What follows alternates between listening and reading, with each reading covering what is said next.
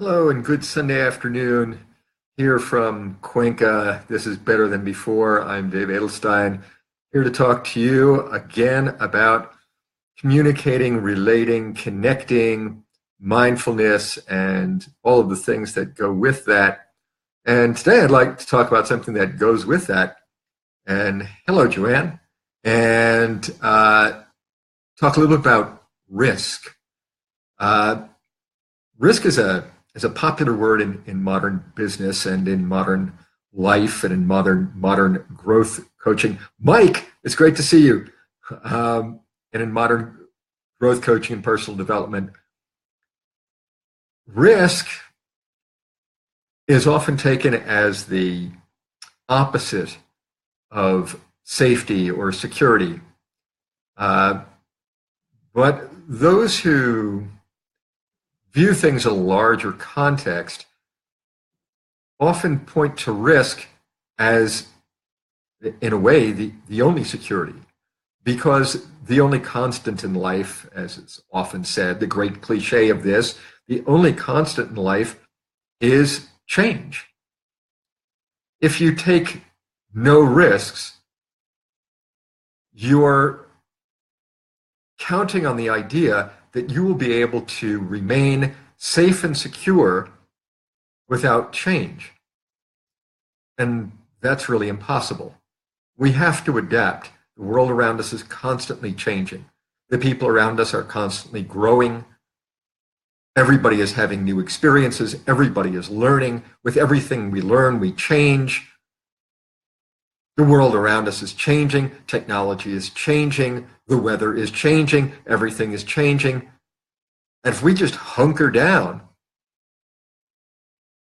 we can't remain safe because we can't respond to all the changes that are happening around us.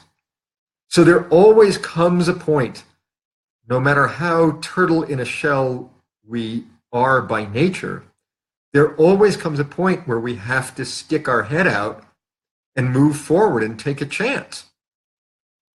There is no other way to live, because even if you do not wish to take any risks, the circumstances around you, the environment you're in, will change so much, given enough time, that the great risk is staying exactly where you are.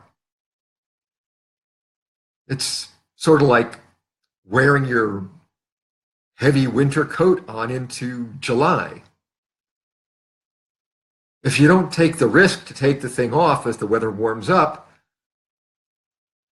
the day is going to come when you're risking heat stroke. You've got to take a chance. Risk, or assuming risk, allows us to try new things. There is no trying a new thing without risk, without the risk of making a fool of ourselves or doing it wrong or screwing it up or having a bad outcome the first time we try it. The only way to do something is to keep on doing it. The famous if at first you don't succeed, try again. You're not going to succeed at first because you don't know what you're doing. You're going to have to try and keep trying until you acquire a way that you can do what you need done. In this sense, even instruction is no guarantee that you will not have risk. The way that someone tells you to do something is maybe not a way that you personally can get a good result. It may be a guidance, it may be a jumping off point, it may be something you can try out, but you may have to adapt it completely to who you are. Exercise routines that might be suitable for a young fellow of 25 will no longer work for me. I have to continually reinvent what I do as I age. Not because I've given up, but because the human body just doesn't last forever. You have to do different things to make it work properly. You have to keep adapting. I cannot do some of the things that I could do at 25. But I can do a lot of good things, more than many men of 60 can do. That's good. That has to be good enough for me. And I'm proud that I've adapted and kept exercising and have never given up. So risk is essential. And in the personal development field, we hear a lot about risk. Oh, I see a lot more tuning in. Hola, Veronica, Jose, gracias por venir. Oh, Wendy and Adam, good. The PMP crowd is here. That's great. We have to assume risk, but for all that we have to assume it, there's no reason not to employ some kind of risk management. When I was at Stony Brook University in New York and learning something about technology and society, we talked a lot about risk management as an important practice and valuable consulting field,